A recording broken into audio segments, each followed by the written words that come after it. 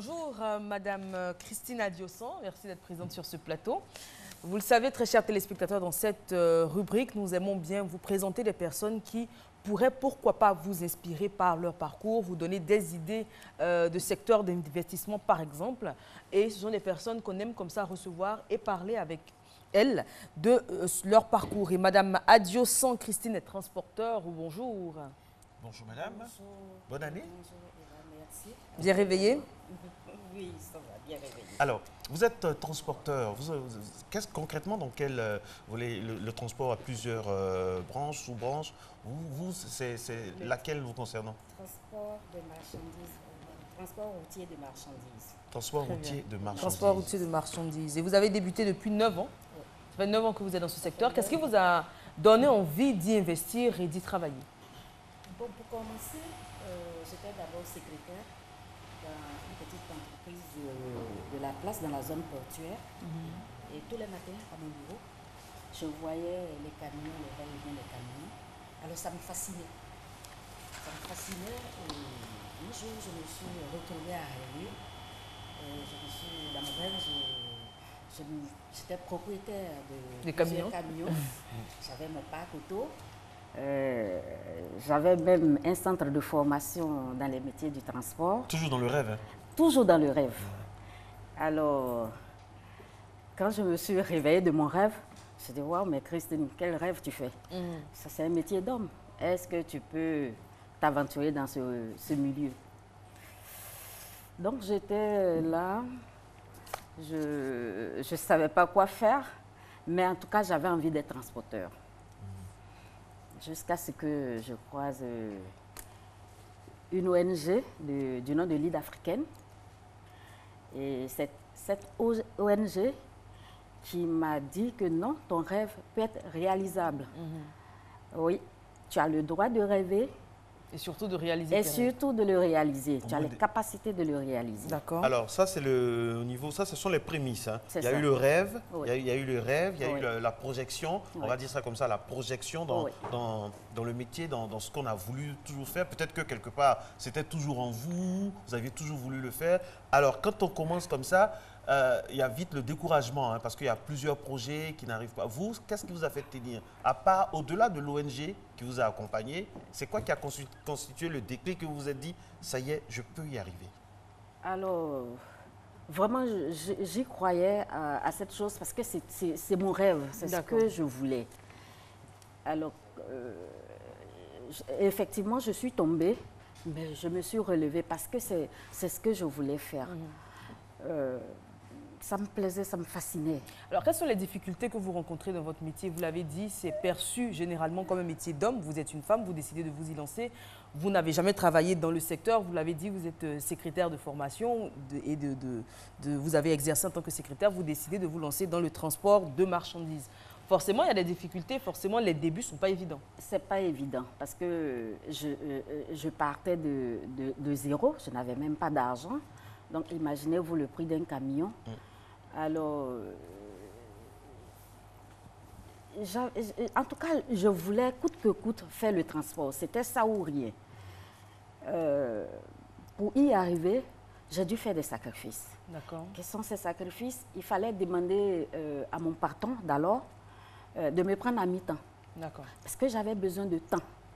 De temps pour aller chercher mes marchés. Je n'avais pas de camion également. Et si j'avais des marchés, il fallait également aller chercher des camions pour faire le transport.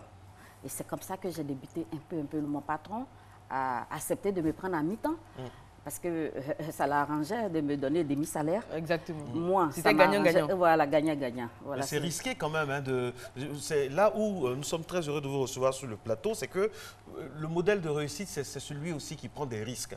On ne devient pas un modèle où on ne réussit pas dans un secteur sans prendre des risques. Vous acceptez de diviser votre salaire par 2 et d'aller vers un autre rêve qui est hypothétique, entre guillemets. On ne sait pas si ça va prendre, comment ça va prendre. Il faut une bonne dose de foi et de conviction, madame.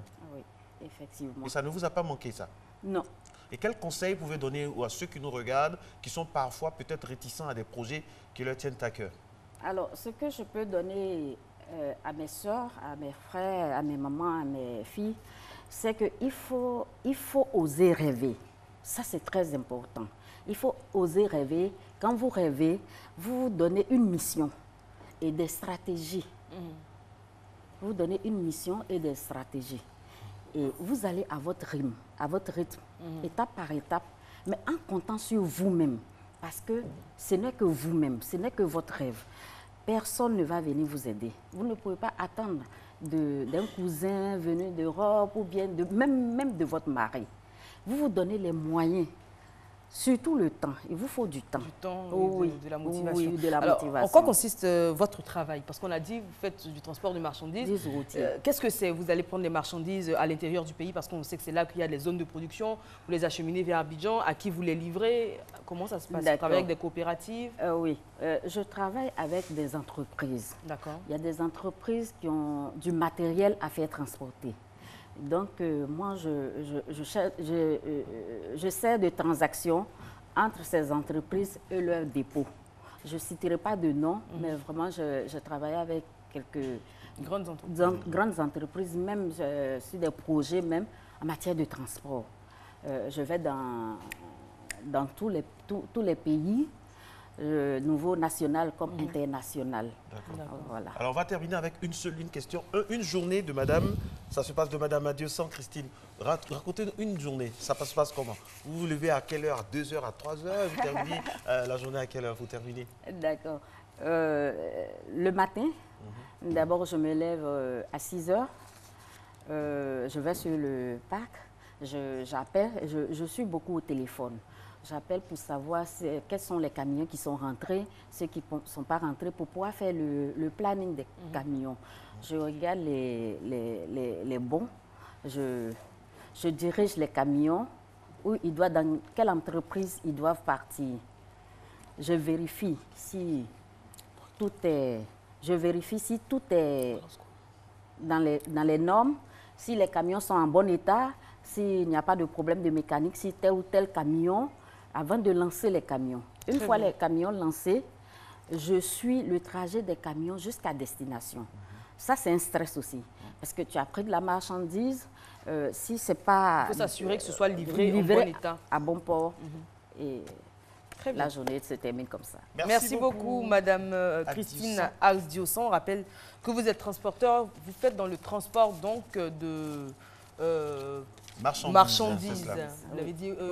Dernière question, vous allez répondre en un mot. Vous avez combien de camions aujourd'hui? Aujourd'hui, j'ai 4 camions. Félicitations. Merci. Voilà, j'espère que ça va inspirer plus d'une femme, hein, comme quoi le métier de transporteur n'est pas un métier exclusivement réservé aux hommes. La preuve, Madame Adiosan excelle dans ce qu'elle fait.